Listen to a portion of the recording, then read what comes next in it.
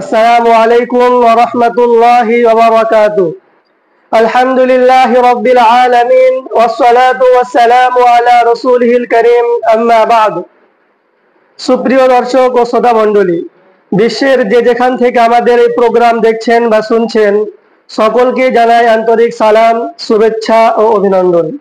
সুপ্রিয় দিনী ভাই ও বোনেরা, সমাজে প্রচলিত একটি অত্যাবশ্যকীয় প্রশ্নের উত্তর নিয়ে আজকে আমি আপনাদের সম্মুখে উপস্থিত হয়েছি।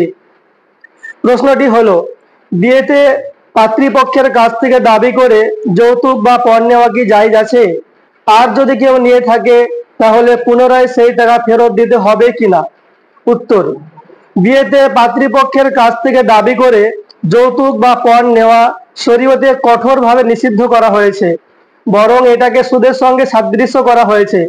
সুতরাং বিয়েতে পাত্রীপক্ষের কাছ থেকে দাবি করে যৌতুক বা পণ নেওয়া কোনো অবস্থাতেই জায়েজ নেই। তবে কেউ যদি নিয়ে থাকে তাহলে তাকে পুনরায় সেই টাকা ফেরত দেওয়া জরুরি।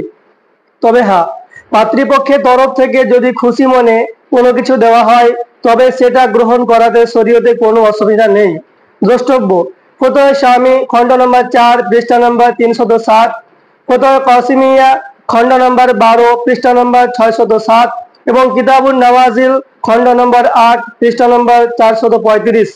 এছাড়াও আল্লাহ রাব্বুল আলামিন পবিত্র কোরআনুল কারীমের মধ্যে স্পষ্ট ঘোষণা করেছেন, ওয়ালা তাকুলু আমওয়ালাকুম বাইনাকুম বিল বাতিল, অর্থাৎ তোমরা পরস্পরের ধনসম্পদ অন্যায়ভাবে গ্রাস করিও না। সূরাতুল বাকারা আয়াত নম্বর 188।